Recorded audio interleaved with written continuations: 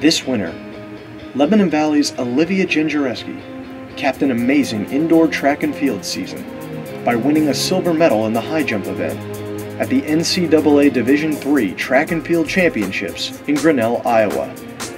The junior took second after posting a top mark of 1.72 meters, just 0.03 meters shy of the national title-winning mark en route to earning All-America honors. She became LVC's first men's or women's indoor jumper to earn the accolade. Her outstanding performance came during the same week in which she was named the USTF CCCA Mid-East Region Field Athlete of the Year after earning all-region honors in all 3 jump events. Congratulations to Olivia Gingereski, the NCAA Division III High Jump National Runner-Up.